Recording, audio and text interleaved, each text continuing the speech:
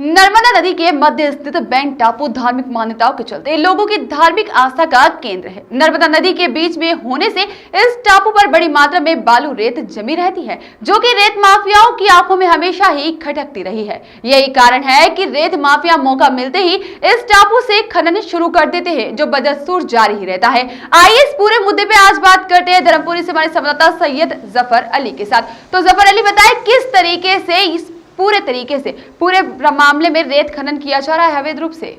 जी बिल्कुल निकिता जी, बताना चाहूँगा कि धर्मपुरी नर्मदा क्षेत्र है और इस पूरे क्षेत्र में जो दो तट है, नर्मदा के दो तट के बीच में एक बेट टापू है।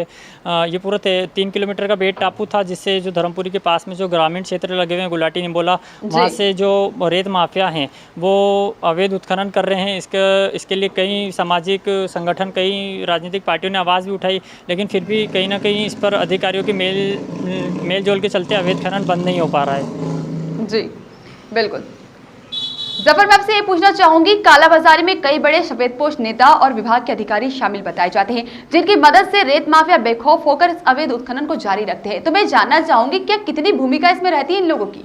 जी बिल्कुल निकिता जी, बताना चाहूँगा कि कहीं ना कहीं रेत माफियाओं को बड़े सफ़ेदपोश नेताओं का सपोर्ट है, कई अधिकारियों का सपोर्ट है, जिसके चलते वो अवैध उत्खनन कर रहे हैं। क्योंकि जब अधिकारियों को शिकायत की जाती है तो शिकायत करने से पहले अधिकारी माफियाओं को सूचना दे देते हैं और माफिया उससे पहले मौके से रफू चक्कर हो जाते हैं।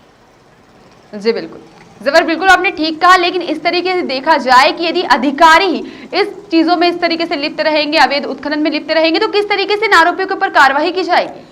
अभी तक तो कोई बड़ी ठोस कार्रवाई नहीं हो पाई है मैम। और ये जो बेट टापू है, इसको जो पानी के बहाव में कट रहा था, इसको कटाव से बचाने के लिए भी धर्मपुरी नगर के नगरवासियों की कई सालों से मांग चल रही थी। और इस मांग के बाद में धार जिला कलेक्टर ने इसके कटाव को रोकने का काम भी शुरू करा है, लेकिन कहीं ना कहीं अवैध खनन को अधिकारी नकार रहे हैं। जी बिल्कुल। जबर जी, मैं आपसे बात पूछना चाहूंगी, जिस तरीके से आए दिन मीडिया लगातार आवाज उठा रहा है, लेकिन फिर भी अवैध कारोबार बदस्तूर जारी है, तो इसको लेकर आप क्या कहना चाहेंगे? मीडिया का भी खौफ इनमें नजर नहीं आता है? जी बिल्कुल, मीडिया जब खबर कवरेज करती है, जब कोई भी खबर प्रकाशित होती है, उस समय खनिज विभाग के अधिकारी आते ज़रूर है, लेकिन वो रोड से नर्मदा तट तरफ जाते नहीं हैं और उससे आने से पहले ही माफियाओं को सूचना दे देते हैं, जिससे माफिया मौके का फ़ायदा उठा करके अपना जो जेसीबी मशीन वगैरह होता है वो अडोब लेते हैं। जी बिल्कुल।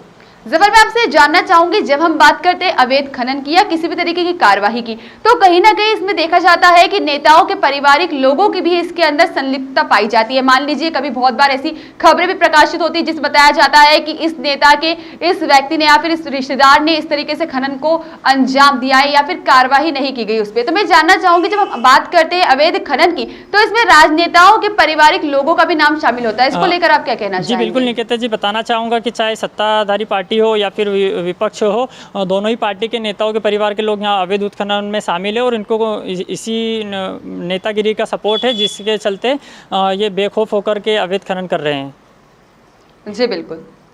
जबर जी, मेरा आखिरी सवाल आपसे ये है, जब हम बात करें प्रशासनिक अधिकारियों की, तो इनकी संलिप्तता कहीं ना कहीं विषय बनी रहती है, कहीं ना कहीं प्रश्नवाचक चिन्ह तो लगाती है। लेकिन हम बात करें जब इसकी खानापूर्ति की, जब खानापूर्ति कर रोड पर घूमकर वापस लौट जाते हैं और कहीं ना कहीं दिखावे के लिए सिर्फ एक आधी ट्रक को जब्त कर लिया जाता है रॉयल्टी के नाम पे, या किसी भी तरीके से कार्रवाई को अंजाम दिया जाता है, इसमें कितनी सत्यता रहती है?